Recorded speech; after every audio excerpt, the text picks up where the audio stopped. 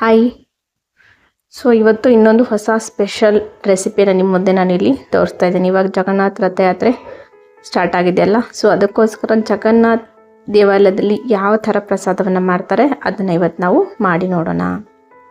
ಇಲ್ಲಿ 1 ಕಪ್ ಆಗುವಷ್ಟು ಅಕ್ಕಿಯನ್ನು ತಗೊಂಡಿದ್ದೀನಿ.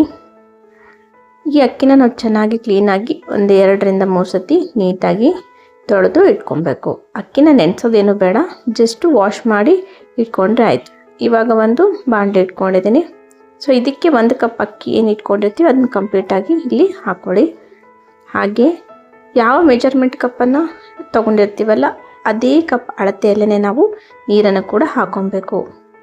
1:3 ನೀರನ್ನು ಹಾಕ್ಕೊಬೇಕು. ಯಾಕಂದರೆ ಕುಕ್ಕರಲ್ಲಿ ಮಾಡೋದಾದರೆ ನಿಮ್ಗೆ 2 ಕಪ್ ನೀರು ಸಾಕು. ಹಾಗೆ ಬೆಲ್ಲ ಹಾಕ್ಕೊಳ್ತಾ ಇದ್ದೀನಿ, ಸ್ವಲ್ಪ ಸಾಲ್ಟ್ ಹಾಕ್ಕೊಳ್ತಾ ಇದ್ದೀನಿ, 1 ಸ್ಪೂನಷ್ಟು ತುಪ್ಪ.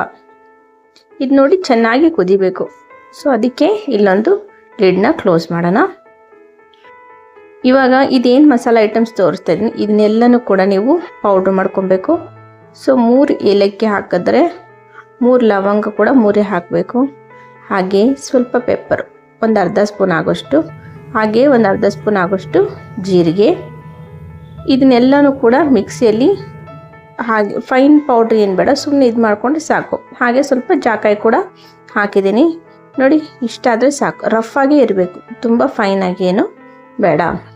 ಅದೇ ಥರ ಇಲ್ಲಿ ನೋಡಿ ಇನ್ನು ಕುದಿಬೇಕಿದು.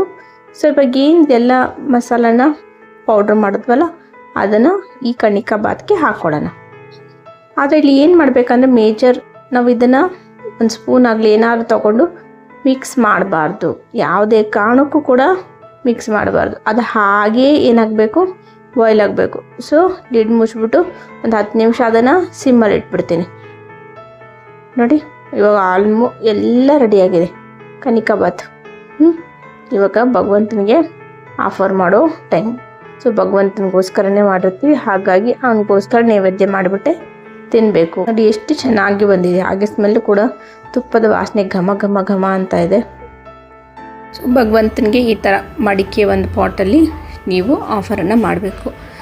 ಇಲ್ಲ ಅಂದರೆ ಯಾವುದ್ರಲ್ಲಿ ಬೇಕಾದರೂ ಮಾಡ್ಬೋದು. ಮಡಿಕೆಯಲ್ಲಿ ಮಾಡಿದ್ರೆ ಚೆನ್ನಾಗಿರುತ್ತೆ ಅಂತ ನಾನು ಹಾಗಾಗಿ ಈ ಒಂದು ಚಿಕ್ಕದ ಮಡಿಕೆ ಇತ್ತು. ಅದರಲ್ಲಿ ನಾನು ದೇವರಿಗೆ ನೈವೇದ್ಯವನ್ನು ಆಫರ್ ಮಾಡ್ತಾಯಿದ್ದೀನಿ. ನೋಡಿ ಈ ಥರ. ತುಳಸಿ ಇಲ್ದಿರ ಭಗವಂತ ಯಾವುದನ್ನು ಸ್ವೀಕರಿಸಲ್ಲ. ಜಗನ್ನಾಥ್ಗೆ ಪ್ರೀತಿಯಿಂದ ಏನನ್ನು ಕೊಟ್ಟರು ಕೂಡ ಸ್ವೀಕರಿಸ್ತಾರೆ ಭಗವಂತ. ಅವರು ತುಂಬ ಅಂದರೆ ತುಂಬ ಮರ್ಸಿಫುಲ್. ಇಲ್ಲಿ ನಾನು ದೇವರಿಗೆ ಆಫರ್ ಮಾಡ್ತಾಯಿದ್ದೀನಿ. ಇದೆಲ್ಲ ಆರ್ಟ್ ವರ್ಕ್ ಏನು ನೋಡ್ತಾ ಇದ್ದಾರೆ ಇದೆಲ್ಲ ಕೂಡ ನನ್ನ ಮಗಳು ಮಾಡಿರೋದು. ಹೋಪ್ ಈ ವಿಡಿಯೋ ನಿಮಗೆ ಇಷ್ಟ ಆಗಿದೆ ಅಂತ ಅಂದ್ಕೊಳ್ತೀನಿ. ಲೈಕ್ ಮಾಡಿ, ಶೇರ್ ಮಾಡಿ, ಕಮೆಂಟ್ ಮಾಡಿ. ಹಾಗೆ ಯಾರಿಗೆಲ್ಲ ರಥಯಾತ್ರೆಯಲ್ಲಿ ಭಾಗವಹಿಸೋಕ್ಕಾಗತ್ತೆ ಅವ್ರು ಭಾಗವಹಿಸಿ. ಯಾರಿಗೆಲ್ಲ ಸಾಧ್ಯ ಆಗೋದಿಲ್ಲ ಅವರು ಮನೆಯಲ್ಲೇ ಈ ಥರ ಸೆಲೆಬ್ರೇಟ್ ಮಾಡಿ.